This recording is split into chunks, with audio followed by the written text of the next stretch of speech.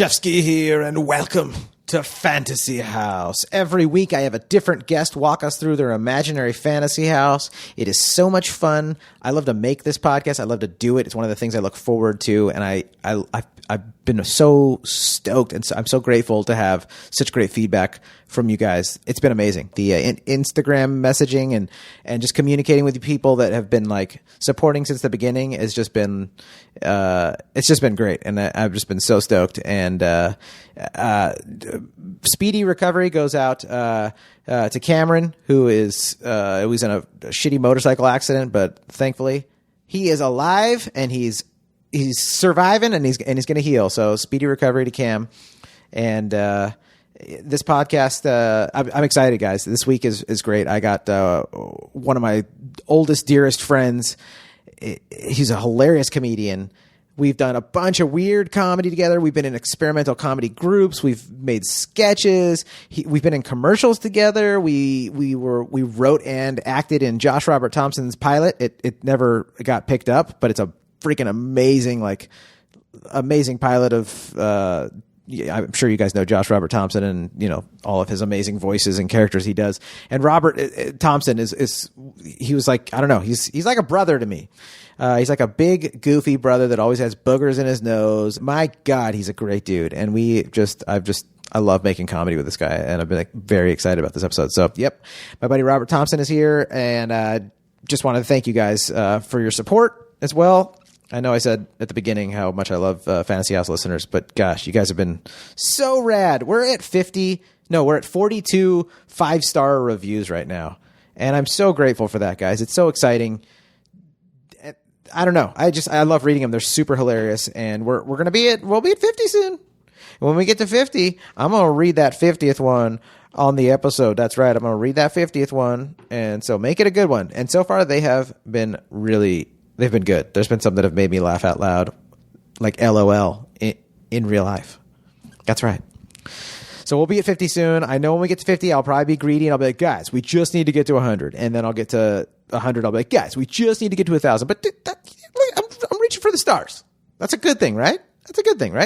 But also, I do need to be at peace with whatever number of ratings there are. So I'm working on myself, guys. I'm working on myself. This podcast is sponsored by me. Speaking of myself, yeah, I sponsor my own podcast. What are you going to do? You know, doesn't everyone sponsor something of their own at some point? Aren't we constantly sponsoring ourselves? I mean, when I get out of bed in the morning, isn't that some form of sponsorship? I don't know. Anyways, this podcast is brought to you by me, Jon Shefsky.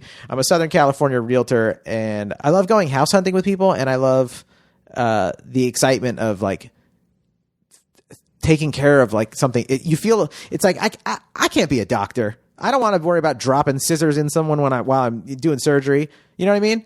I can't be a cop. Like don't make me transport Hannibal Lecter anywhere. I might forget that I was supposed to do that and go on a detour and then be like, wait, where's Hannibal?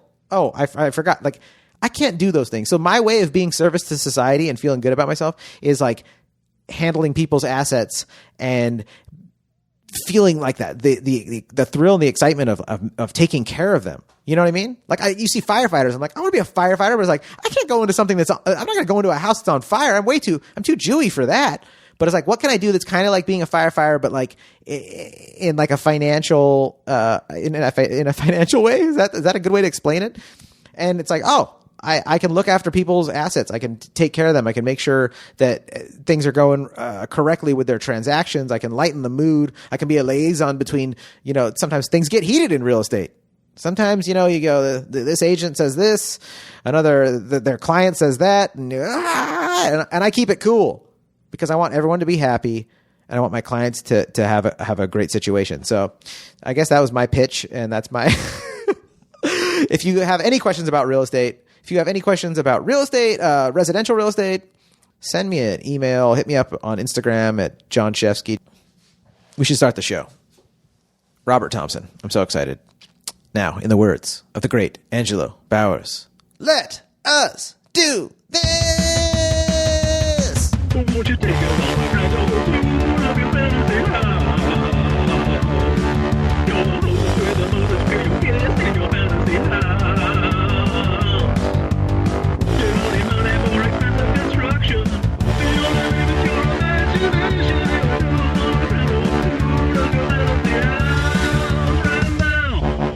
known each other for so friggin' long, like 20 years. Yeah. But let our listeners know about yourself. Who are you? Where are you from, dude? What are you about, brah? Man, I don't know if I'm ready to get so philosophical already, dude. It's not philosophical to give a biography, dude. Don't try to get out of this one. Well, my name is Robert Thompson. You like Josh Robert Thompson, but without the Josh? Yes. Man, yeah, what a quinky dink there. Right? Yeah. No, but it's funny. I have like ancestors from Cleveland too. So I wonder if there's some weird. You guys are probably related a little bit. Yeah, maybe somewhere. No, yeah. So me and John go way back, like 2 decades or so. Hail from Southern California, Chino Hills, a little quaint dairy. Hilly, it looks like Mario Brothers, when it's green. It looks like Mario, dude. Yeah. Or England, or like that Robin Williams movie, the Toys movie, where like remember he works at that weird toy factory? Like, yes. So blue skies and green hills. Yeah, it is. Ireland. Yeah.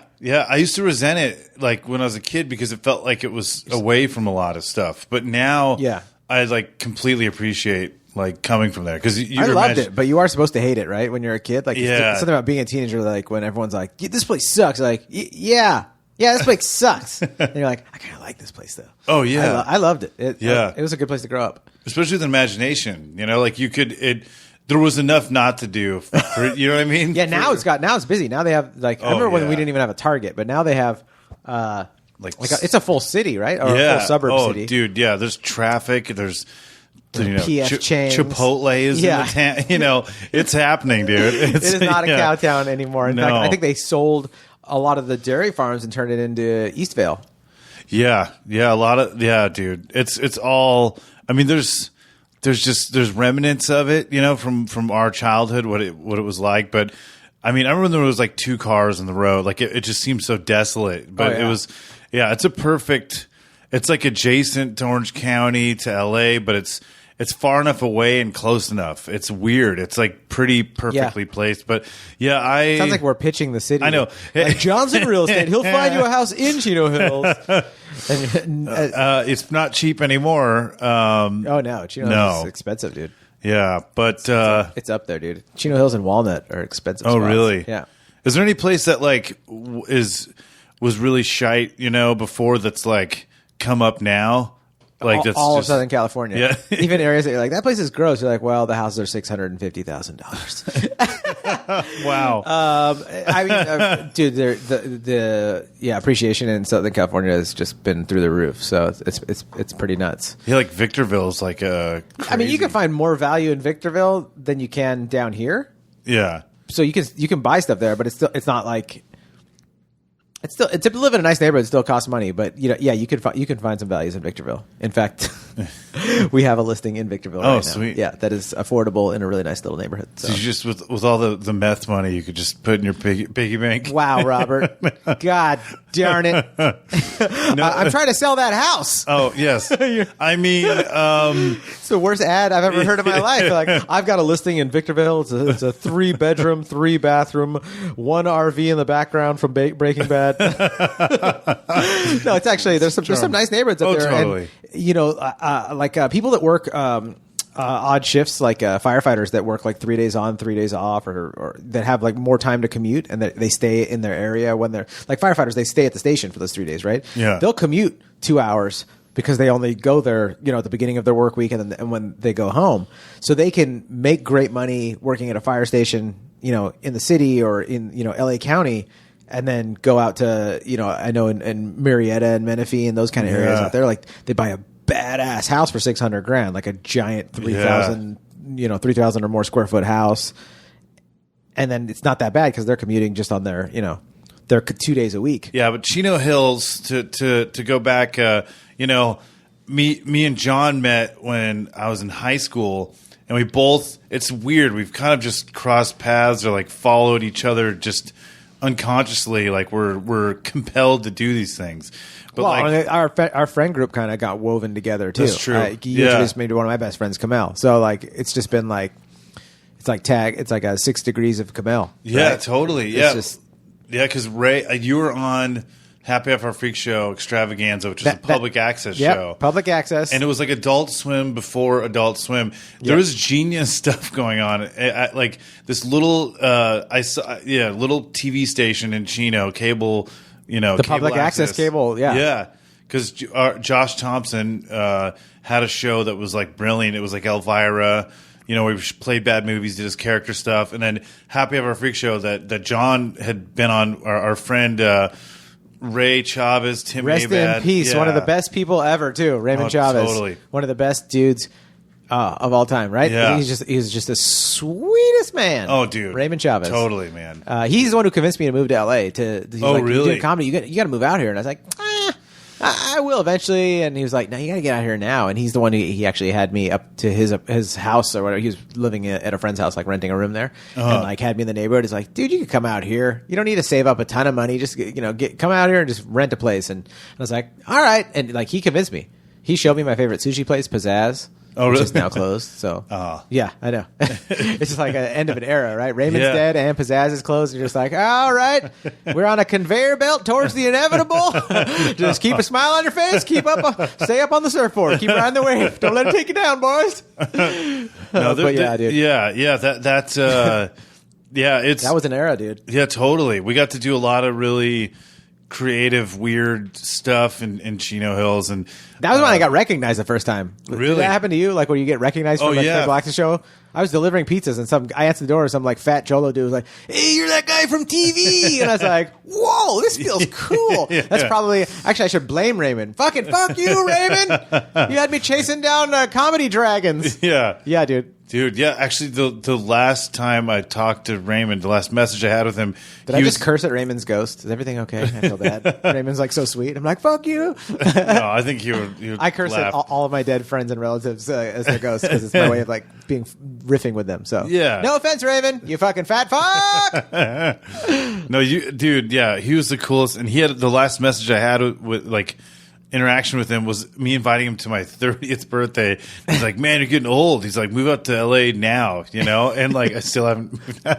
Whatever, I've been out to LA enough, You worked for Victorville, Raymond worked for Los Feliz and Franklin Hills or whatever. Yeah. He did. He was like, get out here. Yeah. Well, he wanted us to go out there. He taught me to ride bikes in the street too, like bicycles, not motorcycles. But like, because growing up in the suburbs, you ride your bike on the freaking sidewalk in the 80s and 90s.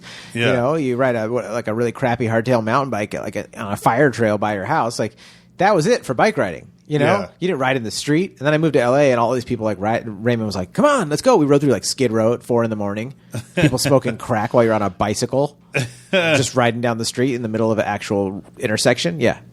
Raymond was badass. Wait, did Raymond smoke crack? No. Oh my God, Robert. Robert he didn't seem Thompson. like the type. No, but no, we Skid Row. Skid Row. Yeah, totally. It's a spooky spot, dude. Yeah, gnarly stuff's going on there. But it was good childhood times in Chino Hills, and you and I just bonded because you're just a wacky, lovable dude. Well, thank you. You always played the lovable dude, and I played the guy that pulls off his hat and goes like, "Get back in there and finish making the chili." So we teamed up real well. Yeah, we made a lot of chili together. Now there was, we but it's funny. We played in bands together. So it was bound to happen. But when John moved out to LA, we started doing UCB together. But I've just done all these projects over the years. I've like the case of just doing too much, which is not bad because I'm very thankful. Like being in the DIY punk scene or the public access stuff, it totally motivated me just to do it myself. Yeah. So yeah, but you got carried away, is what you're saying, though. You spread yourself thin like fat cream cheese on a bagel. Like you just then there's no flavor. You just spread it too thin. No, I don't know. I think you get caught up in what you're inspired by, and I think like stand up, because when you started doing stand up, it just intimidated the hell out of me because it was always on the bucket list. Because like with the band, whenever the stage banter was like it, I'd done sketch comedy forever. So like I remember you trying to get me to go. And when I first started stand up, because I knew I was like, oh man, this is gonna be it. I'm gonna do this every day, and I knew you would kill it at it too. Oh, dude, it only took you 12 years. Yeah. The stars aligned eventually, and I've dabbled in it while doing all these short films with Kamel or whatever mini series or all these experiences, I think have helped. But it happens when it happens, and the last year or so has been awesome. Just consistently getting up. Yeah, you've done stand up now for a year and how many months? A year and 2 months, dude? Just of consistency. Yeah. That's so rad. I'm so proud of you. It's been so exciting, you, man. Yeah, it's fun, man. I got getting my oil changed every day. Feels like. What does that mean? Just hit road dog. Is that one of your jokes? You must be going up in a lot of British rooms. That's pretty abstract and weird. Yeah. What do you mean? Well, just like the driving, the miles. Oh, you literally mean the drive, like they're putting wear and tear on your car. Yeah. Oh, okay. Yeah, I thought you were like comparing like getting your oil change is like the new way that people say like doing stage time, like just getting my oil change. You know what I mean? Just getting ready to get my tires swapped next week. Oh no, I don't know. That does sound British though, very abstract. I should have a mallet and wear a dress. It sounds very British too. But no, it's dude, it's been cool, man. I again, you pushed me to get up, and it's been awesome. I'm so glad you did. It makes me happy. Yeah, it brings me joy to see you doing something with your talent. And you have to stay focused too, because as you said, like you spread yourself too thin. I've done that so many times in my life, working on 20 projects, and it doesn't do you any good at some point. You're like, oh, it's like focus. Like a laser does so much more power of like it chisels. You know what I mean? Like you got to focus like a laser to get something done, as opposed to like trying to do a million things. Like just do one thing at a time. Yeah. And do you think there's like a greed to that? Like I in analyzing myself and trying to understand, like when I was like, why am I doing this? And why am I so stressed out? And why is it not making me, it's exciting, but it's not making me happy. It's not like making me like live in peace. And I was like, oh, I'm being greedy. Like I want to kick ass at all these projects. It's like, let other people do 19 of those other projects. Some other guy's going to come up with it. Some other lady's going to be sitting on the train daydreaming about this idea that I'm dreaming about. Let her make that album or that movie or that show or that sketch, or you know what I mean? Yeah. And why don't I just focus on one thing? Because I was like, I'm getting greedy. Like I want to make a million things and be like, look I made this. You know what I mean? As an artist. Do you think that might have been part of it for yourself as well? Yeah, I think so. Because there's just so much. I'm sure at one point I wanted to be a tornado chaser. At some point, you just get inspired. I think. I mean, there's probably a lot, but yeah, I mean, I knew I'd never make it as a tornado chaser. I'm no Bill Paxton, but no, it's cool though, man. Yeah, I think like what I want to do now is just find something simple that I can really put myself into. Aside from stand up and obviously music, I'll never stop doing music. Yeah, with Dick Neptune. And I put a lot into that too, That's your band, Dick Neptune. Yeah, Dick Neptune and the microwave ovens, man. Yeah. I did your music video. Yes, I just thought about it, dude. Dude, I'm so proud of that video. Me too. It's so odd and amazing. So much fun. Yeah, that was such a great project. Very, very David Lynchian. It's got like the most amazing makeout scene with me and Lori. Oh yeah. Oh, dude, just. Her tongue was so much bigger than mine. As I remember. And you were like, oh, man. You guys will have to watch the video if you want to understand what Robert's talking about. No spoilers. How do they find it? Is it on YouTube? Yeah, it's on YouTube. Just look up Dick Neptune, I Touched Myself. It's a cover of the Divinals classic. I Touched Myself. But done in your hilarious, weird Queens of the Stone Age, trippy... Yeah, well, Eagles like of death metal style, and there's definitely tongue in cheek because, like, when she sang it, when a woman sings, it's like it's liberating, it's beautiful, but like a guy's just so much more pathetic and disturbing. We're freaking gross. Yeah. Women have so much like of a smoother curve to what they are as a spirit, and guys were just like, and you're like, what a disgusting creature we are. You know what I mean? We're not aerodynamic at all. Yeah, and it's not just in the physical sense. I mean, it's disgusting. Like you saying you touch yourself versus a woman saying that is like, yep, it's gross. And me saying it, yep, it's gross. You know what I mean? Yeah. You could take the hottest dude ever. You could take Paul Rudd 10 years ago, and you could nothing on that. Okay, and is that me just being totally coming out? Yeah. You could take the sexiest guy ever, Paul Rudd's face on Brad Pitt's body at that one scene in Thelma and Louise when he's buck naked, and you could take the nastiest woman ever, and both of them, and you compare. Even though you've got the hottest dude and the nastiest woman, it's still hotter when she says she touches herself than the dude touching himself. You're like, that's disgusting, dude. Don't ever talk about that in public again.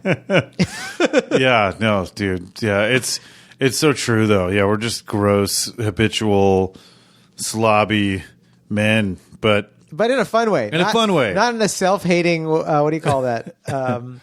Men are awful and women are great. Yeah. I didn't say we're awful. I just said we're not smooth and sexy. Yeah. So what's the next? What's next for you, guy? What's next for me? What's next for you? Oh, Which, by the way, can I describe your outfit? Oh, sure. I'm sitting across from you, and I want our audience. This whole show's about describing it, and people being in here with us. Robert's wearing a freaking badass Iggy Pop post-pop depression shirt, which is a combo of two of the greatest musicians of all time, Josh Homme and Iggy Pop, making an album together. Which, if you haven't heard it, it's freaking phenomenal. So good. Speaking of Josh Homme and Chino Hills, they mentioned Chino Hills in Queens of the Stone Age. That's right. Songs for the Deaf. Yeah, like middle of nowhere. Oh my God! Coming to the last city on earth, Chino Hills, and I was like, "What? Yeah." And 20 years later, you still listen to it. And you're like, "Yeah, I know." Yeah. Because no one knows about Chino Hills, but Queens of the Stone Age, one of the greatest rock bands of all time, mentioned us. Yeah. Nirvana didn't have shit on you guys. And I'm still waiting for Metallica to mention Chino Hills. But anyway, Chino Hills. Yeah. Coming to you from a Chino Hills. But Robert's wearing a post-pop depression shirt. Black post-pop depression shirt, very hip with the Joshua tree and like green lighting, very cool. And then on top of that, he has a Hawaiian LA Dodgers shirt unbuttoned.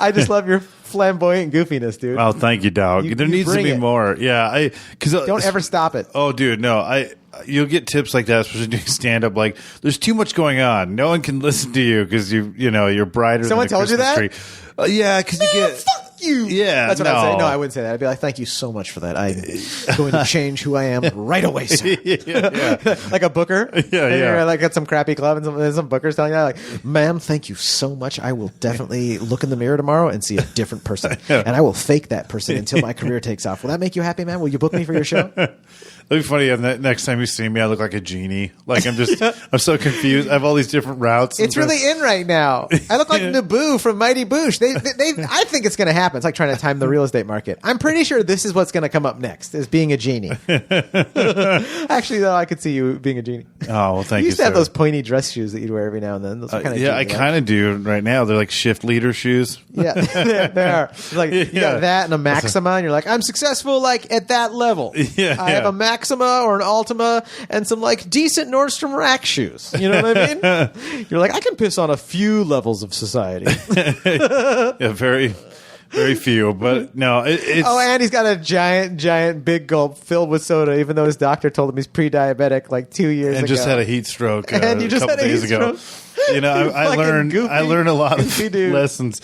No, dude, the best is because I got on that then their podcast, your homie's podcast, the popular Kill Tony. Oh yeah, and dude. It was amazing. How was it? First, oh dude, yeah, how was it? I watched it. Yeah, yeah. Those first, like it was the first time I got on doing stand up in 2 years, I think, because we'd done sketch stuff. I was focusing on the band, and then I was, all right, I'm going to do comedy again and take it on, bull by the horn, bull by the balls. So you went to the Comedy Store. Yeah, I went to the Comedy Store. This is when you were just starting, and I was like, go check out the Comedy Store, go to Kill Tony, say what's up.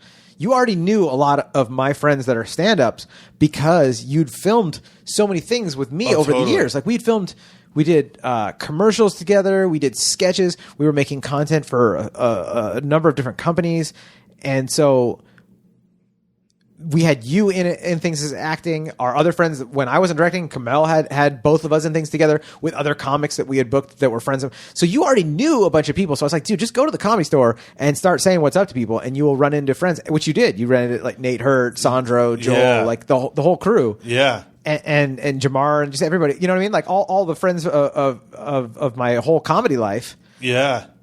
Were your friends too. So like even though you weren't doing stand up, when you start doing stand up a year ago, you're like, oh, here they are. Yeah.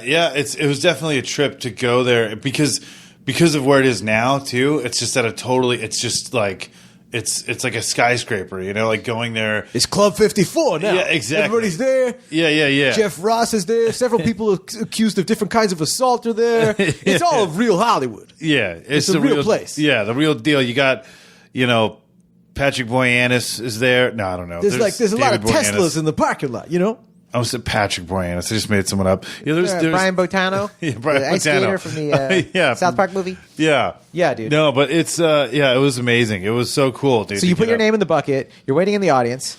Yeah. They call you up. This is your first time there, and they called you up, or did you go? 'Cause I feel like I remember went a couple times. I remember you calling me, be like, I'm pretty nervous. I put my name in the bucket. Yeah. I want them to call me, but I'm scared. And I'm like, don't worry. If you go and kill it. If not, it's good to just go and then finally on third or fourth time, you did get up. Yeah, it was nuts. It was it was Tom Segura was on the panel, and it was funny because he's fantastic too. Yeah, I went up last. It was the last name to get pulled. Yeah. It was a trip, man. It was so cool because he's one of my favorites, and to get like any sort of positive feedback from him. I mean, I what was great though is because I dabbled and I did stand up, a couple of years prior. There was just some material that I already had. It was like muscle memory. Yeah. So I did some of that. And you're a riffer. Yeah, I mean, dude. You've been a kidder since we've known each other. You joke. So yeah. Be like, hey, how you doing? Yeah. So it was, just like that. I got right into a little Italian man. So what'd you do on Kill Tony? I did a bit about my dad being like a, crazy person and how he just goes off on kids online. True comedy games. From the heart is hilarious. And it's very funny. Yeah. And so, him losing his shit on kids in Montana because they're cheating and that son of a bitch, just how he'd go crazy. And then the Vince Scully impression. Dude, do the Vince Scully right now. And now it's time to get drunk as hell and play with my balls. You're watching Dodger Baseball, and I'm fucked up. Yeah, I'd have him say belligerent stuff, and everyone wants to hear that. Yeah, and it's an impression that you don't hear, and so, it was awesome. And to get that, like, affirmation from them that first time, and I was just really nervous, so I kept, like, I was just kind of trying, because they asked about who you are, and I was just sort of, like, going all over the place, but they were so cool, and like Tom Segura having positive things. It was super surreal and felt so good. And and then I road dogged it with Evan the night after. Evan Cassidy, a mutual friend of ours. Yeah, great dude. Totally good dude. And we went to Fresno. I got up, had a great set, and then the week after I went to Kill Tony again, and I got picked again a week later, and Mark Maron and Doug Benson was on it. And that night, like, when I was in it, I wasn't thinking about it. I was just having fun. But it was an even better set. And then I remember you showing me that tape, and it was freaking good. Nuts. I remember other people from the Comedy Store being like, "Oh, dude, your buddy had a good set that night." I was like, "Sweet." It felt so good. Yeah, Rich came up and gave me a high five. It was so rad. And then I kind of pushed my luck a bit because I wasn't getting. It's just like this crazy thing when you go there and you get up and you have this amazing experience performing in front of these professionals. Now you got to keep that going every time. Exactly. And so, like, what happened is this episode is just to let everyone know that Robert's quitting comedy. yeah. But it's stuff happens, and you grow, and that's how you learn. Totally. So you had a couple great sets, and then you've had some sets that weren't that great. Yeah. But that's what that show's about. I mean, that's why you have to kill Tony. If you're not killing it for Tony, then he's like. Yeah. It was Get out of here, you loser! And they throw you out the back door into the alleyway. You get beat up. Yeah. They take turns. There's like a detective walking around with like a trench coat and a fedora. There's like a couple of hookers like fighting over some sort of drugs or money or whatever. And there's a little rat that's talking. Yeah, no, but that's the charm of that show. Oh, totally. And the fact, I think, less important that you killing it every time is that you've gone there, you've put your balls out there for everybody to see, or if you were a girl, you put your ovaries out there for everyone to see and let them know, like, I'm here, like, I'm going to do this. And I think that's badass. And you made cool connections there too, right? Oh, totally. Yeah, it got a ball rolling, man. It was awesome. So great. And then started hosting shows, and from there, it's been awesome. Made a lot of friends, and you'll always have that connection with comics that you love too. Like, totally. You'll always be able to be like, Tom Segura, like, remember that was my first time on that show and you were there. Like, that's so cool. Even if he doesn't remember because he lives a way crazier life than you or I do. But and it's like, I don't know you, kid. And we're like, wow, Tom Segura just called me kid. We're the same age. But seriously though, that's great. I'm stoked and I'm proud of you, and I'm excited to see what comes of you being a comic longer and longer, because one of my favorite things in life is like watching someone get like really good at a craft. Yeah. And experiencing like, whoa, like seeing how someone does it woodworking the first year, but then like 5 years later checking in and being like, oh my God, like this is it's like watching a flower blossom or bloom. Is it blossoming and blooming the same thing? But watching it like, you know what I mean? and it's such an awesome experience. So I'm excited because I know you're a freaking genius dude with a ton of talent. So it's so exciting. A shea, man. I'm so excited. Hey, don't dunk any shays in anything, bro. I don't know how clean the shea is to dunk it in it. But tell me, where's your geographic location of your fantasy house? Oh yes, well, my fantasy house. This is great. This is so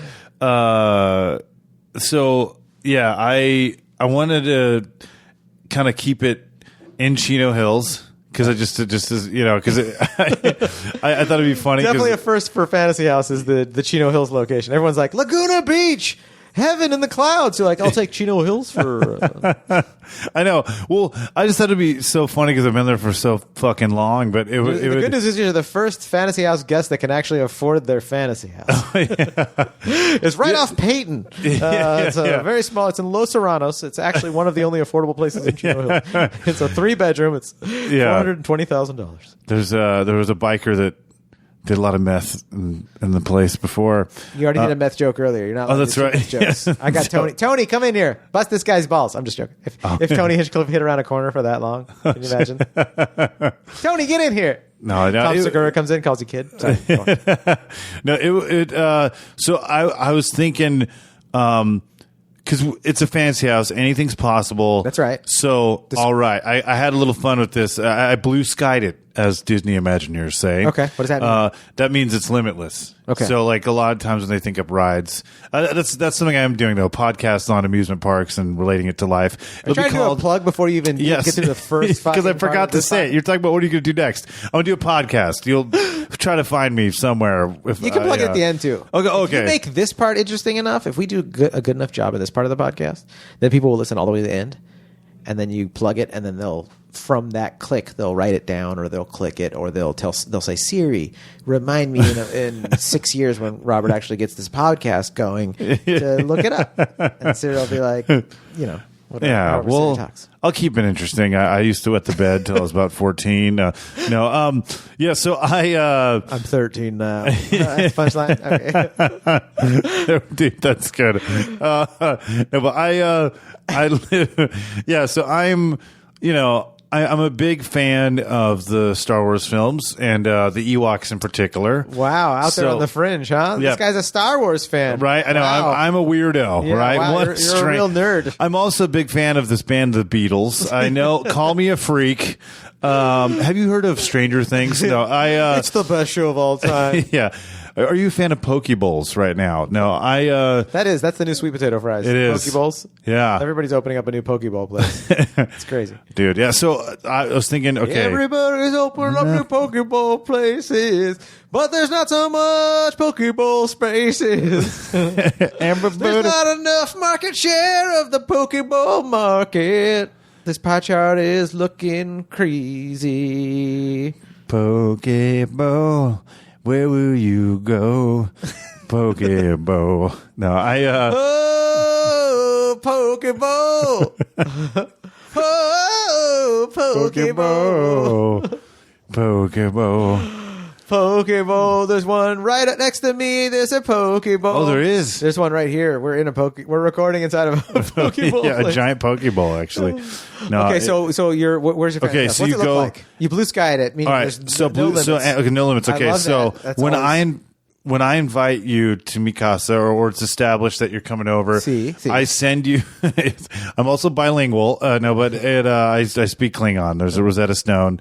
Not many people know. Tell us about the fantasy house. Okay, friend. I will get to it. I'll get to the juice, man. I'll get to it. Get her. All right. So that was a good Larry the Cable Guy impression too. How about this one? Here's a get her done.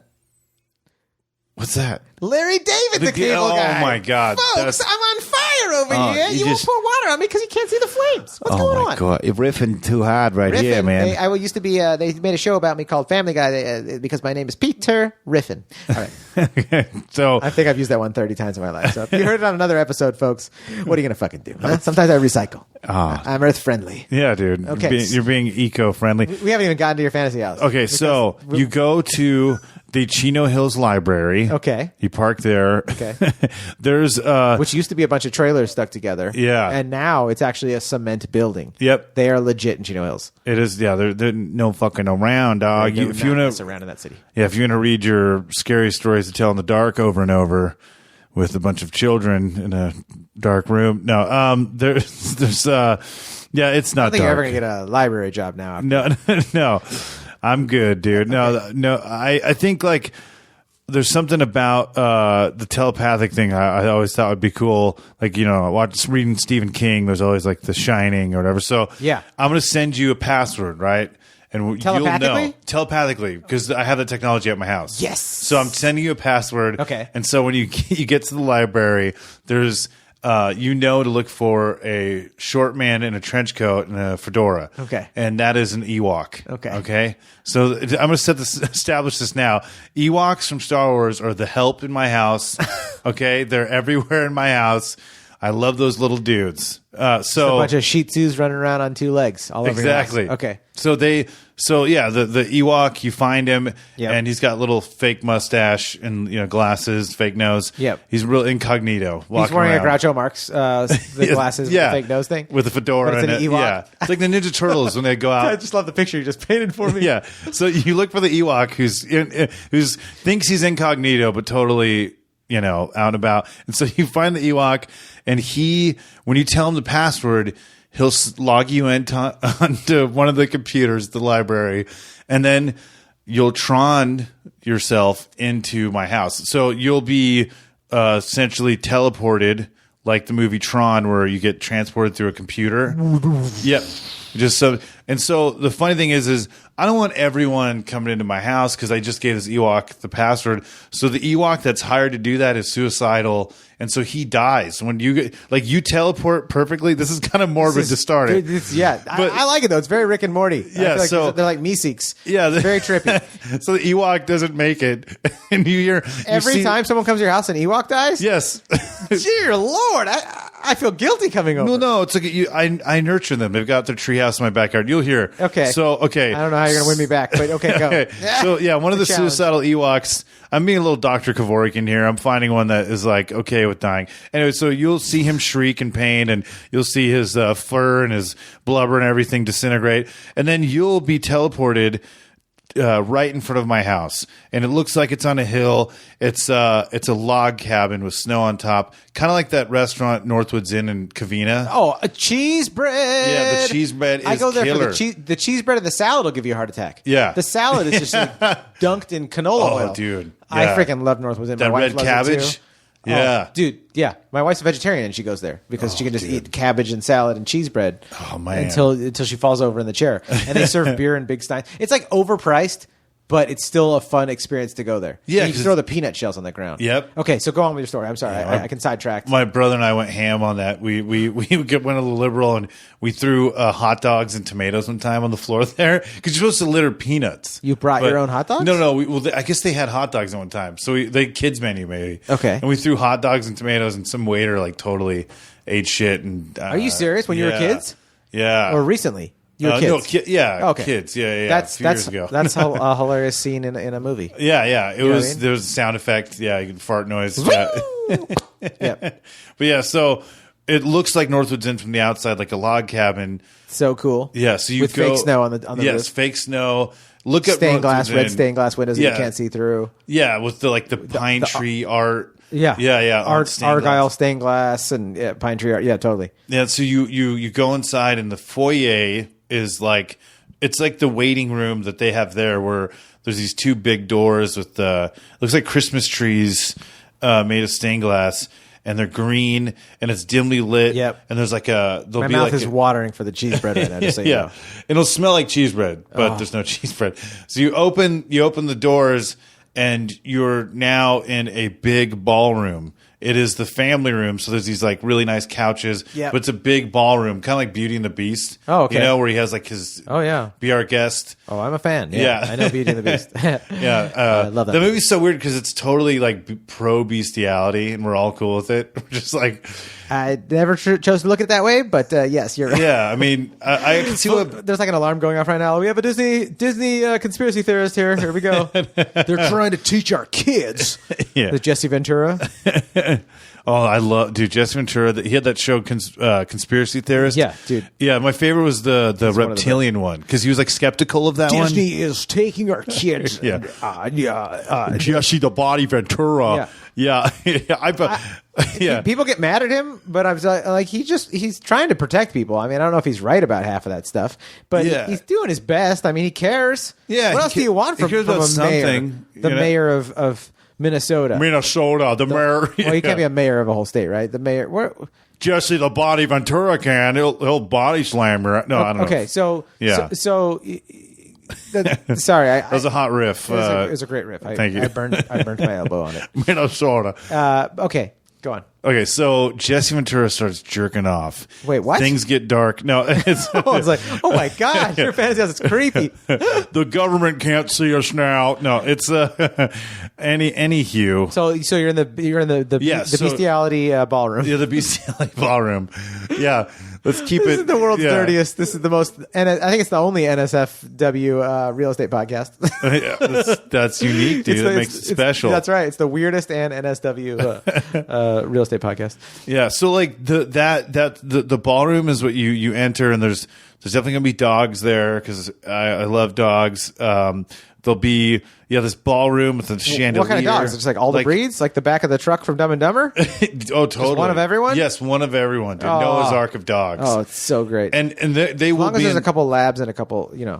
a couple labs, a couple dachshunds, a couple Yeah. Shih Tzus, some corgis, some Love corgis. chow mixes. chows. Nikita would be good. I know some people that love Nikitas. Those are sweet dogs. Oh, dude, German that- Shepherds. Oh. What's the droopy dog again with the droopy? Sharpei. Hey, Pugs. that cartoon. What was his name? Oh, Beagles. I think Is that a beagle? Beagles. You know what I'm talking Elmer about? Fudd and the is it Elmer Fudd? No, who's I got don't a know. beagle? Fox and the Hound. That's a Yeah, beagle. yeah. Oh, that's a beagle. That's a beagle. Yeah, Yeah. Or a bloodhound. Yeah. Yeah. Okay. But I'm sorry, I drove us into a whole tangent, and it's just like people are like, "Yeah, you already said one of every dog." Well, But dogs. I was like, "Well, like one of every dog," and then I went to explain. They're like, "Yeah, we get that." I was like, "No, let me list off the dogs," and then we can't even come up with a good list. We're dog people, you know. You just get excited. It's like, oh, I want to see it. I love dogs and cats, poodle. though. I'm a cat Yeah. person and a dog person. Is that okay to be both? Yeah, it's like, dude, people Am try I to set speciesist rules. If I'm only one, I like them both. A species. I don't know. I love animals. Yeah. Especially if they don't bite or hurt you. I'm just like, oh, then we're homies. Yeah, totally. You know, you put your pinky out. You're like, hook 'em, dog. Yeah. We're friends. You know what I mean? Yeah. High five, lemur or whatever. You know what I mean? Yeah. No, dude. You know what I just heard though about animals? Koalas give give chlamydia. You know that they can spread I've chlamydia. heard that before. It feels like it's one of those like weird like internet things that you're like, is that even real? Or did like the CIA put that out there to see how gullible the public is? Like, Yeah, just to laugh how do you get amongst- chlamydia from well, I guess in your bestiality ballroom you could. yeah. It's kind of a dumb question. Really did come full circle with you. All right, did. go on. Tell me more. So there's this ballroom. It's like a Beauty and the Beast. They got these really lavish chairs and a big old table, and so that's like the fancy table. big old table in there. You can fit all the KFC, whatever you like. No, it's definitely it's like the fancy when you want to just be fancy and treat people. So there's that, but then the middle of the room there's a staircase and an elevator. And there are people that will serve you, which will be a staff of Ewoks, of course. Mm-hmm. And oh fuck, I forgot. There is security at my house because this is a fantastic house.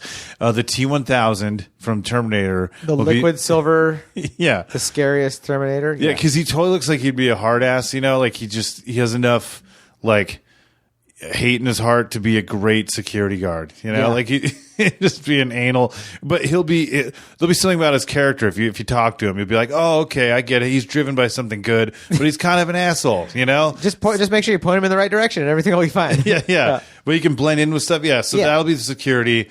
Anyways, Yeah, there's an elevator in the middle of the room and a staircase, and then to your left, there's the living room, which is going to be like an aquarium where you can see like all these different fishes and what you see in an aquarium, and then a leather couch, big screen TV. Nice. What color's the couch? Brown. Brown leather? Yeah, brown leather. Big screen TV, brown leather. Yeah. And then there's a kitchen there, which is like a 1950s style kitchen, just vintage, and you could see, the old school television set playing the moon landing just over and over.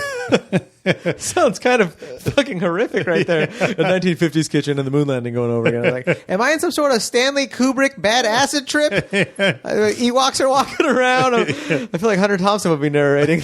Yeah. The little furry fella brought me what seemed like 5 glasses of orange juice.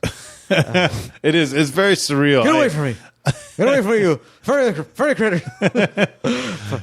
Find something to do. Get out of here. Ah! No, I went carte blanche with this dog. I had fun with it. There'll be a den also from the living room to the den. There's some stairs, a little staircase. There was a den. Yeah, there was a den. You walked down. No, I don't. We're all now doing Josh impressions Really of bad Josh's impressions. Yeah, that just makes Josh seem that much better. Though you're like, if you want to hear it done well, yeah, listen to that episode. No, yeah. So I will subscribe to you. No, the Josh's podcast. Yeah, dude. I've got a good Harvey Firestein impression I'm working on. By the way, really topical. Real quick? Describe the next room now. Take us to the next room and describe it as Harvey Firestein. Oh, God. So you go down these steps, and then it looks like a rainforest cafe. It looks like a jungle. And you got a couch in there, and you got all these artifacts. I haven't heard Harvey Firestein's voice in like 20 years. You just literally demonstrated that, like, I'm not Josh Robert Thompson. I'm Robert Thompson. It's just a little bit less than the Josh. Like, yeah, I'm missing some of the ingredients. Yeah, I'm like, fuck, what's those Oreo knockoffs? I know what you're talking about. But Oreo's actually the knockoff. You know that? Oreo was a knockoff and made it. Knock it off. No shit. Okay. So there's a rainforest stairway. Yeah. And where's that taking us? It's taking us to the den. Okay, take us to the den. So you go down these stairs, and I will follow you down the stairs. Wow, fuck! I got some sweat in my eye. I was out all day. This is how you know you're in bad health right now, Robert. You're breaking a sweat being a guest on a podcast. Yeah. Oh no. People go on treadmills to break a sweat, man. Honestly, people don't realize riffing burns calories. This is our gym, folks. We are riffing ourselves into getting our cholesterol in the right spot. Yeah, dude, who needs crunch, man? Right? No, that's the name of our gym. It says riff. Instead of it being the hand for the crunch logo, it's like a mouth talking. Oh shit! People just come in and talk. They're on like a treadmill, just riffing with each other. God. Yeah, you're stressed out if you work there. Like it's so loud in here. It's so annoying. Everyone's trying to outdo the other one and trying to make funny things. It's just a bunch of dad jokes. I'm gonna kill myself. Where do you work? It's called Riffs. It's like this weird vocal gym. Oh God. Okay, so get back to it. I'm sorry. That was a fun detour. All right. Yeah, it was. It was, dude. Yeah, I will get back to the story. That was Liam Neeson. So it's like a rainforest cafe. Those themed restaurants, like a rainforest cafe. Yeah, inside Robert's fantasy house for the very first time. Okay, go in there. Okay, so we go. So you go in there, and it's pretty small. It's kind of a tight space, but it looks like a jungly, and it's got all these artifacts. Why do you keep it tight? What's the point of that?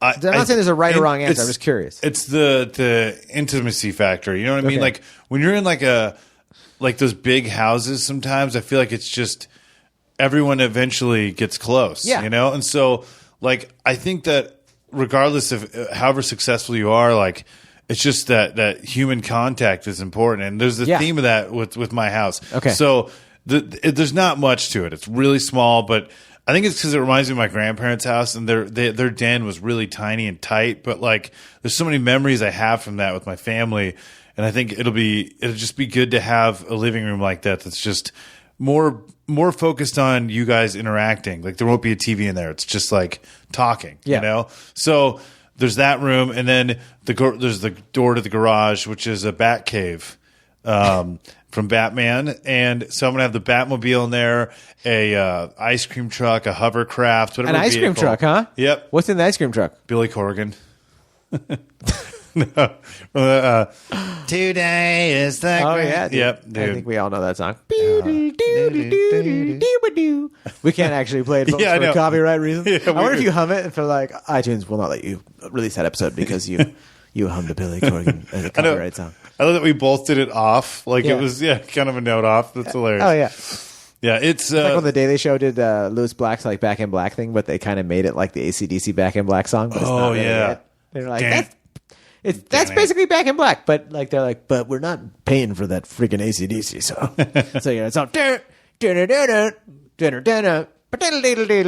like that's the same tempo. Okay, so you've got this badass garage. Yeah, so it's like a bat cave, and there's actually a lot of musical equipment in there too. If you want to jam with your band, if you're a guest and you want to just jam it out, that's like the jam room too. I love that. And so like, I don't know. There's just because imagine if you like made an album in a bat cave, like how bitchin' would that be? Oh, like totally. how It's so inspiring would rad. that be? Yeah. So it'll. What's your daily driver? Do you have a daily driver in there, or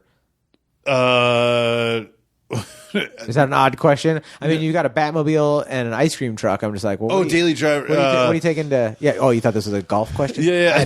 I don't give a shit about golf. I'm like, well, it's an Ewok and a little hat. No, it's there's In a driver's cap. Yeah, too, ma'am. Yeah, I'm so broke. I've never thought of having like multiple cars. Yeah. So just that question, it was like, it didn't even quite with It's my fine. brain. I'm just trying to have fun with it. So So don't stress it out. You know what I mean? You got a Batmobile in there. You can drive that as your, Yeah.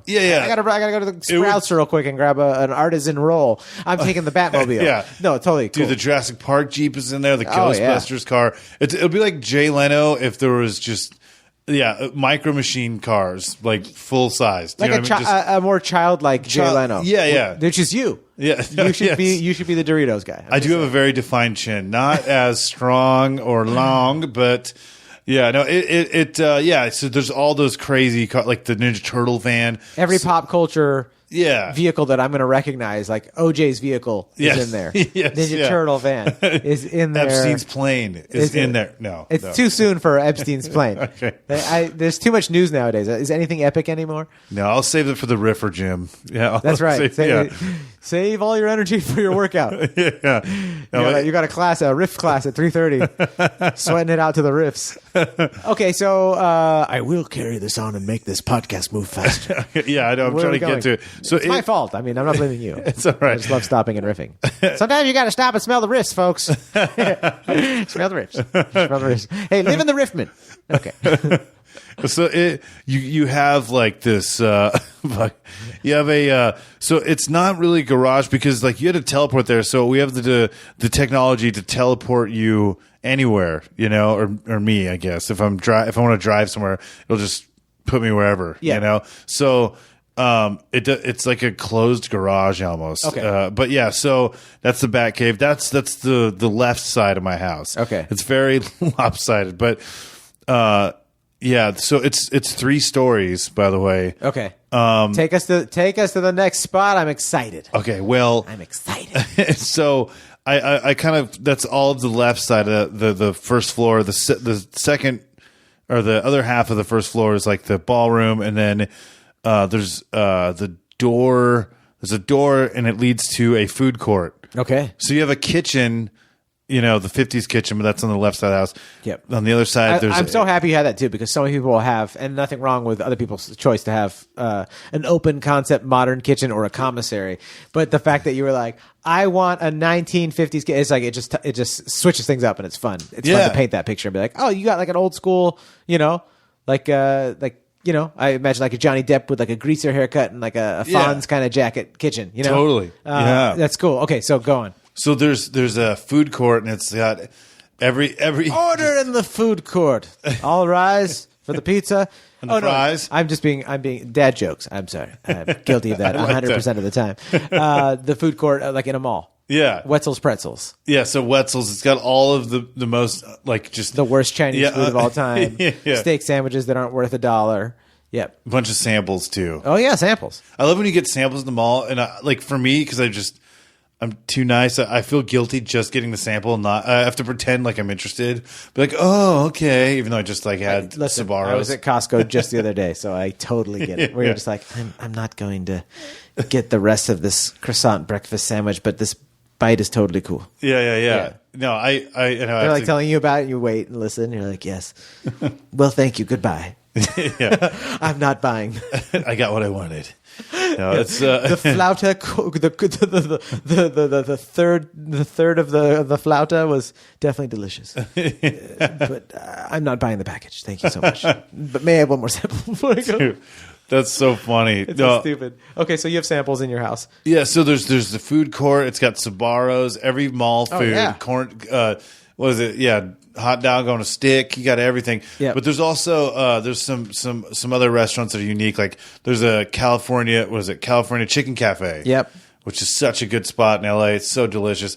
But there's also Mediterranean Cafe, which is one of my favorite places in Pasadena. Yeah. What do you get when you're there? I get the shawarma. Oh yeah. And, dude. The hummus will make you hummus, man.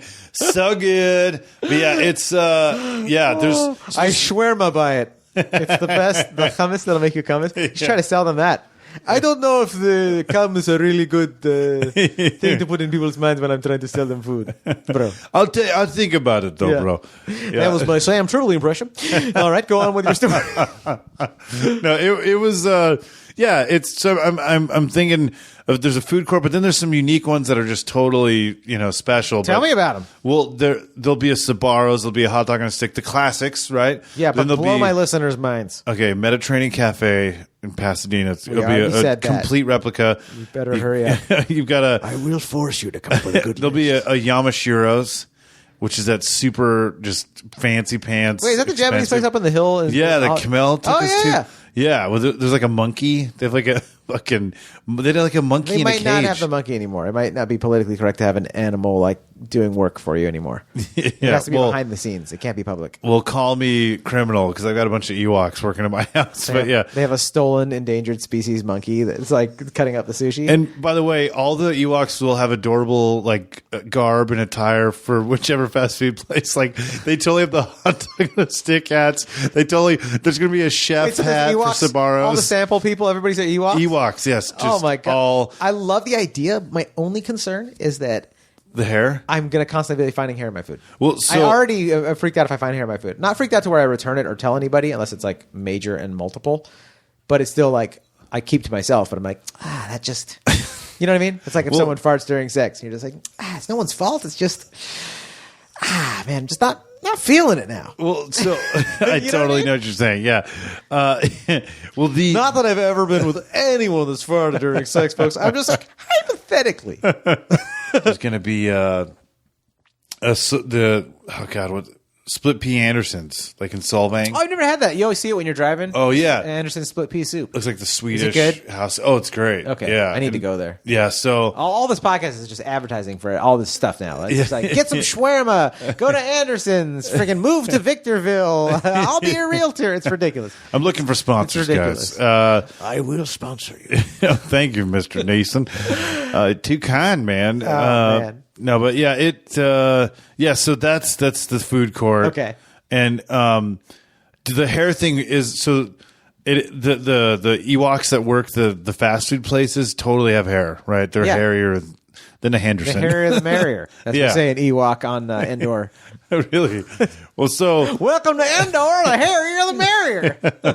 There's like a southern Ewok. There's one Texan dude with like rhinestone boots that runs the whole world. He's the oil tycoon that like took over. Took over Endor. There's a place in Endor, dude. I could totally see that. That's fucking funny. Now with 42 new Walmarts. We're changing the climate on this planet too. That's right. It's not a problem though, folks. So there's everything's fine. Keep on shopping. So the Ewoks in the restaurants are climate change. I will lower the Earth's temperature. I will find you. Yeah, dude. I think Liam Neeson definitely needs to be working at my place too, though. Okay. he'll be a hot dog on a stick just with these Ewoks. How funny would that be? I will be an independent contractor at your house. Well, it's like, the dudes at the fast food places will be hairy, Okay. but the Ewoks in the restaurants are going to be completely shaved. Okay, so they're gonna that's really weird. Yeah, What do you think an Ewok looks like with no hair? If you nair an Ewok, just so goofy. Like it looks like Gary from SpongeBob. You know, like he probably just like blubbery. Yeah. You know, with like bad teeth. Like they just probably look so funny. they have to look super with how their eyes look and dude, they're pretty. They'd be goofy with no hair on them. Yeah. Have you ever seen a Shih Tzu with no hair? You're like, okay, just put that thing down. I'm teasing. I wouldn't recommend anyone. Don't take the Fantasy House podcast seriously and put your pet down, please, folks. Please don't put your pet down unless your pet's in pain. Yeah. We're just riffing here, folks. We're just riffing. So the second floor, it's like when you get there, it looks like the hall from The Shining. Terrifying. Yeah, but it's again, not more Kubrick style nightmares. Yeah, Okay. but it's not colored like that. It looks like that, but it's got like sea green and it's like it's a very bright version. Just as scared as I was with the original colors. But go on. Just as scared. But there's windows at the end of each hall, so like you'll get a view of. It'll change all the time. When you look outside, it could be like a beautiful southwest, like orange, desert, just gorgeous, or it could be like a snowy scape, like look like the Swiss A scene Alps. from The Shining. Yeah, Thank you. yeah, Terrifying. so more terrifying. Thank you. Yeah, with Jack Nicholson just staring at you Every day at noon, a blood tidal wave comes down the hallway, and there's these two twin Ewok girls in blue dress. Dude, there will be. Okay, Terrifying. you fucking bet there will be. Oh, dude. On Halloween, we'll do that. But Oh, God. so Okay. there's, What's on this level though? Like what are there's the a rooms? ton of rooms. Okay, so Well, we don't have 6 hours, so yeah. I know. Pick the most fucking important rooms. But Yeah. So the first room on the right when you get up there out the elevator, is going to be it's going to be a room full of bubble wrap. So the whole room is just popping bubble wrap. You got the floors, the ceiling, it's all bubble wrap, and just continuously you could do it you forever. could pop up when you're Yeah. walking on it. Oh, I love that. Yeah. I could do that for a long time. Yeah, so A long time. Yeah, it's a great way to get some stuff out in there, and then to the left of that room there'll be the de-stress room where you kind of like just get everything out. There'll be a masseuse who will be a shaved Ewok. There'll be new age music. There'll be like pure moods blasting. There'll be all that shit, fucking dispensers, gifts, mushrooms, whatever, Okay. lava lamps. Yep. So it's really nice, and you can kind of unwind. So the left of that will be a replica of the room that I had growing up, and that's for me, like that's like my idea room. What does it look like? So, well, it looks like my room growing up, where there's a describe bed. it. Our listeners don't it's know real your room growing up. Yeah, they know, dude. They do? Yeah, Okay. I'm in the Truman Show, right? Yeah. No, there's it's got like all the posters of all the bands I loved growing up, and a bunch of just DVDs and movies, just kind of messy, just tight room with a bed on the left and a little TV and two VCRs on top of each other. But it's just for me to kind of like stay grounded. It'll be like a place for me to like also get ideas, because there'll be a room that's supposed to be my idea room. Yeah. That's next to that, and there's going to be a giant Tetris that I could play to get my brain moving. Nice. And a desk with the fucking the cubicle desk where I'm like, this is supposed to be my idea room where things happen. But I know that the room next door, my old room, will be where shit really happens. So You're really trying to like outsmart yourself to get your ideas down. You're like, I got to trick myself into coming up with these ideas. Exactly. Well, because I think it's so important, like the feng shui of like ideas, like it. Yeah. Yes, because I think like You're cultivating them. You're like I'm saying, you're kind of trying to outsmart, like get ahead of yourself. To be Yeah. like, okay, here's how I'm going to get myself to sit down and come up with the ideas. I'm going to trick myself. I'm going to catch I know what I'm going to do when I see that. You know what I mean? Yeah. Yeah, that's cool. Yeah, That's so- good that you know yourself enough to know how to do that. That's an important tool to have. I've learned a lot about I myself. will get to know myself. I will find myself. Well, that's the most perfect one. I will find myself. I will find you. And I'm talking about myself. That's like if Paul Thomas Anderson did like a movie with Liam Neeson. It's all just fucking introspective and that'd be awesome. That'd be really cool. Or if he just redoes Boogie Nights, but Liam Neeson plays everybody. No, that's weird too. Yeah. I would think if Paul Thomas Anderson did Boogie Nights, but Liam Neeson played Mark Wahlberg's character. Oh, that'd be so funny. You right? Yeah, that'd be good. Dirk Diggler. He'd be a hilarious Dirk Diggler. But Liam Neeson is like he's so dry that he's so funny when he does comedy. Totally. He was in that British show Life's Too Short. Oh, I love that show. Me too. Yeah. So good. It was like an HBO show with I think Warwick Ricky Davis. Warwick Davis was the star. I think Ricky Gervais produced it. I think right, Yeah. or is he just one of the actors in it? No, but yeah, there's a Liam Neeson scene with Ricky Gervais that is just Gold, dude. it's fire dog. Yeah. It is fire dog. All my Georgians know what I'm talking about. It is fire dog. Okay, so where do we go next? So there's I mean, anyone that knows me knows I'm a big fan of amusement parks. So this room is really wild, but there's a because I always have to like.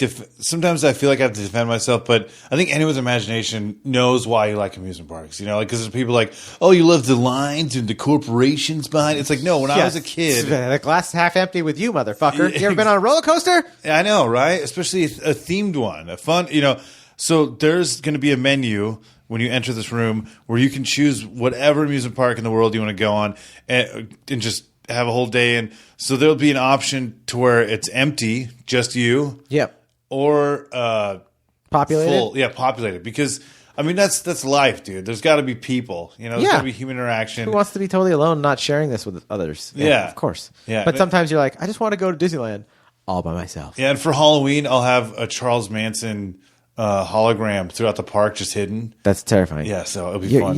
I had no idea your house was going to have so many nightmares. That's amazing. Yeah, amazing. Okay, well, what amusement park would we go to today if that was an option?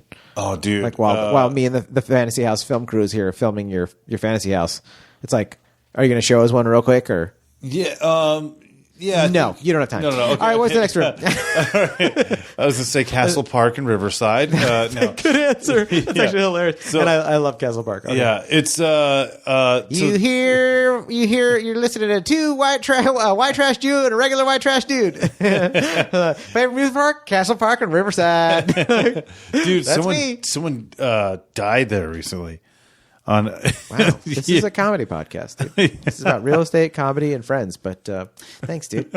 Sorry. Is this the fucking news? I know how to bring it down. Bumming my dog. listeners out.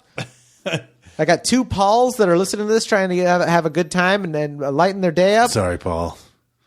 Cameron Leedy, who's healing from his motorcycle accident. Oh man. Yeah.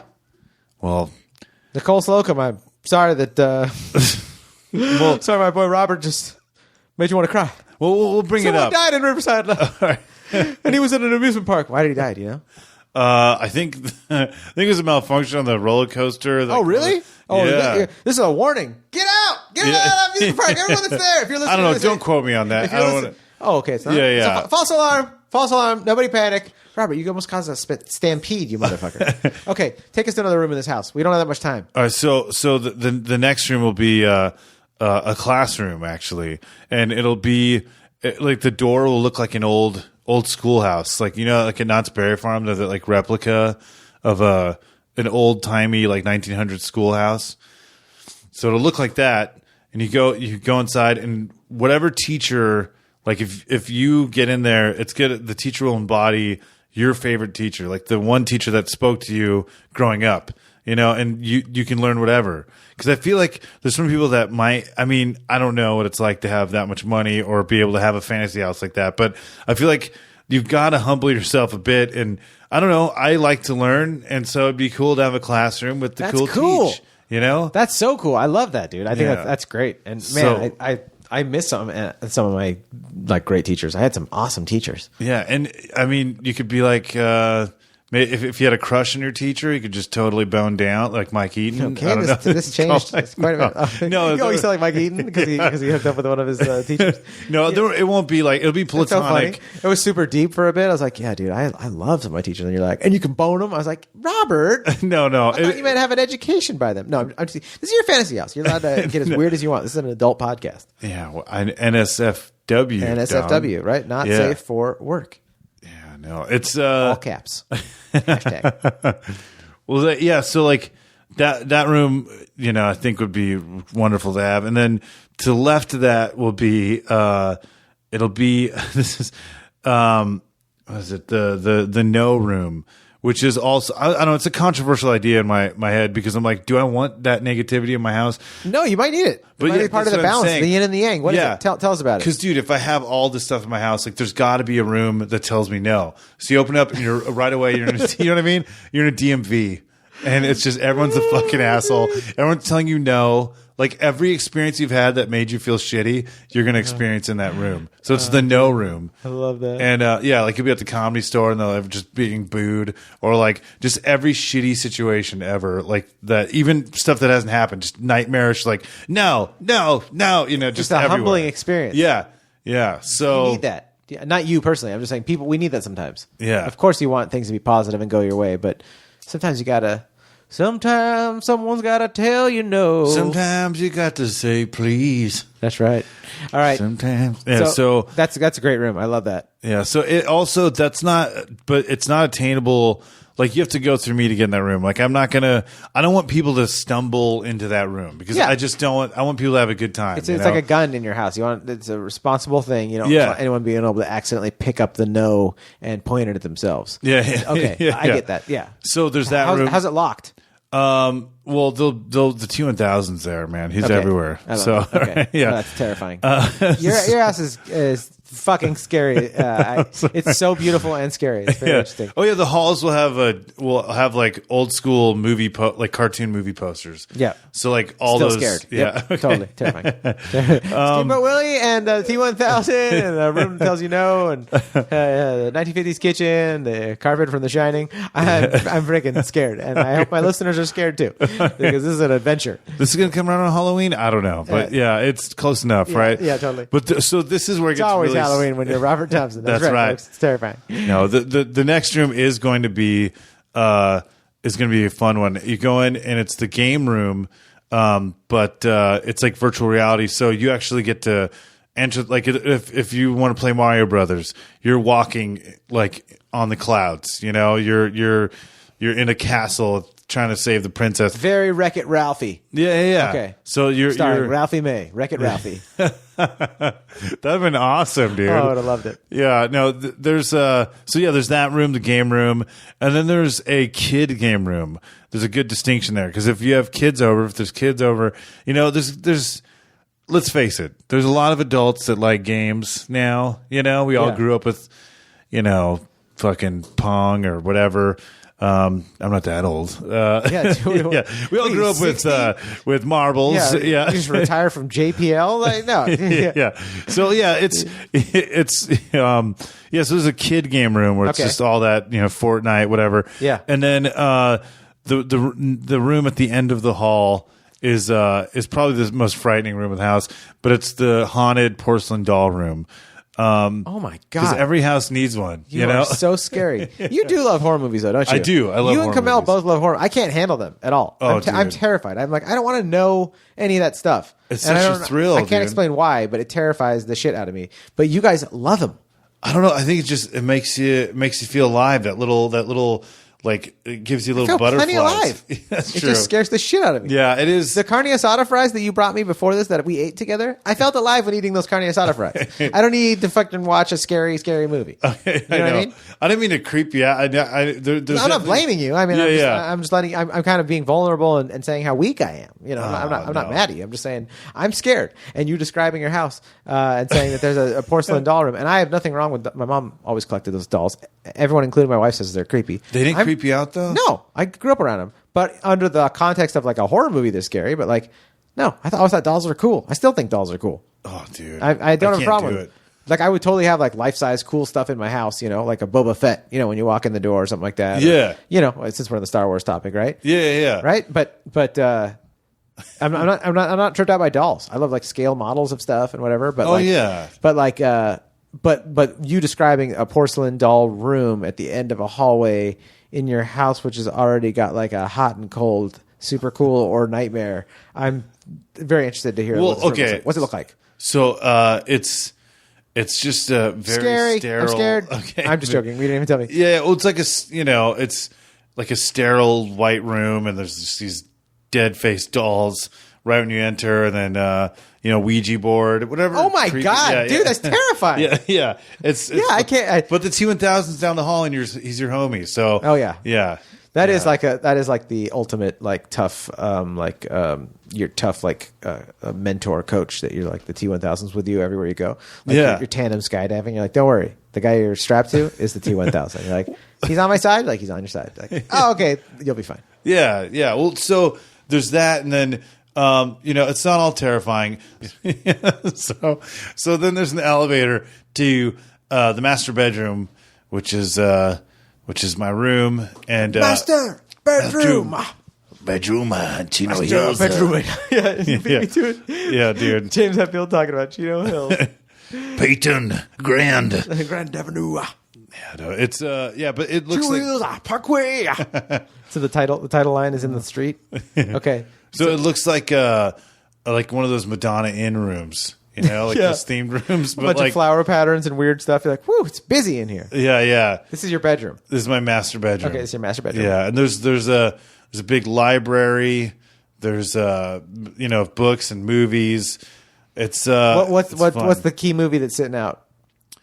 Pee-wee's Big Adventure. Yeah, heck yeah, dude. Yeah, dude. Great movie. Yeah, I think that kind of summarizes the house. It's funny, it's scary. Yeah. It's got all those things. It's Pee Wee Herman, directed by Tim Burton. Yeah. So there's I forgot the bathroom. Oh yeah, please. I love. Yeah. Is this the last place before the backyard? Yes. Okay, yeah. Okay. Let's do the bathroom because I love bathrooms. Yeah, so the bathroom at my place is Jules Verne themed. Okay. It's like steampunk bathroom, right? Yep. So it looks like turn of the century. Like describe everything. it. What am I looking at? We walk in the door. What do we see? Well, you see the toilet, which it looks like a bronze, like kind of that era. It looks like it was pieced together by the Wright brothers. Yeah. There's wings on like the toilet. big rivets and like coppers and bronzes and rivets and Yeah, and there's steam coming off of the toilet, like nautical pattern and stuff. So it looks like that, and then there's another room where you get into the bathtub, and so the toilet though is very special because it is Jules Verne themed.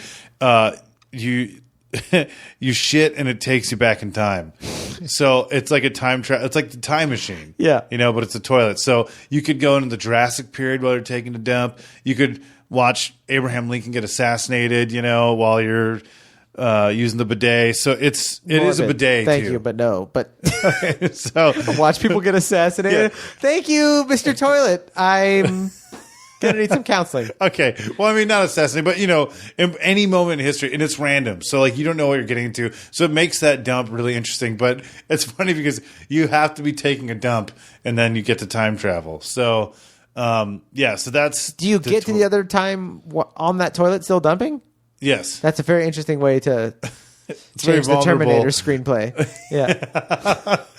That's like the bad Terminator parody that never came out. I will rewrite you. I will rewrite the script. Liam Neeson, folks. Liam Neeson. Yeah. So he, it's that's the toilet, time traveling toilet, and then you have the bathtub, which is another room. So you open the door. It looks like a big, like the Nautilus, like like a little fat version of the Nautilus. And you get into the Nautilus, which is the ship from 20,000 Leagues Under the Sea. So you go into that, and there's a giant bathtub. It's like the fucking jacuzzi tubs, where you got you got the air jets and everything. So you can take a bath, and this bathtub in this Nautilus goes to the center of the earth. So you can take a bath while you're drilling. Go down the drain and what? Yeah. Well, no, the ship. You get into the ship, and the bathtub's in this ship, and it drills into the earth just to take a bath. I love it. Take a bath. Very intense. Yeah. Very intense. Well, it'll be like a smooth ride because it's got a real powerful drill. You've got a little Ewok in the front. Yeah, how could I forget? There's a little Ewok. There's never, you're never alone in this house. You're always with a T1000 and an Ewok. Okay, they don't judge you, dude. Take me to the last place. Take me to the back. The backyard. So the backyard is nuts. There's it's on a hill. So then there's an escalator that takes it down the hill because my backyard is like 14 acres. It's a giant slope that's going down. Yeah. Okay. So you're going down this elevator. And then you have an option. You've got all sorts of stuff. You've got a baseball diamond where Vince Scully will be calling the games forever, you know. And now it's time for Dodger baseball, and I just took a hit of cocaine. Darryl Strawberry was so high on cocaine when he was on the Dodgers, he thought he was a baseball. He told everyone in the dugout to take a swing. This game has been brought to you by Brasses.com. No, but yeah, the world's best porn site. Go fuck yourselves, everybody. You know, it's he never said that. He would have been canceled. No. But yeah, it's so you got a baseball diamond, and then you have I like to go on walks. I remember years ago you told me that Angelo Bowers, when he wrote material, he'd go on walks. Oh yeah. And I totally was inspired by that, and that's how when I first started doing stand-up, I started doing that, and then it was so it was always rejuvenating for me. Oh, yeah. I could think straight. I mean, it's one of the best times in life. Yeah. So there is good walks, a cool walk, but it's all Candyland themed. So you're walking in Candyland, and it's real candy. And I got Ewoks working day and night, making sure that it's new candy. It's not going to get old. You're like a creepy pop culture Willy Wonka, enslaving Ewoks, you jerk. But it's also hilarious. Yeah. So yeah. And don't worry, Caesar, the head Ewok, he runs a tight ship, dude. If you fuck around, it's back to Endor. You're getting deported back to Endor, dude. Oh yeah. Yes, you've got that path, but then there's also the sugar-free path. If you're maybe someone like myself who should take that path. Yeah, or an older person. Yeah, maybe if you're 65 and older and me, then you should take the sugar-free path. So there's those two paths, and then there's the baseball diamond, and then there's two venues. There's two.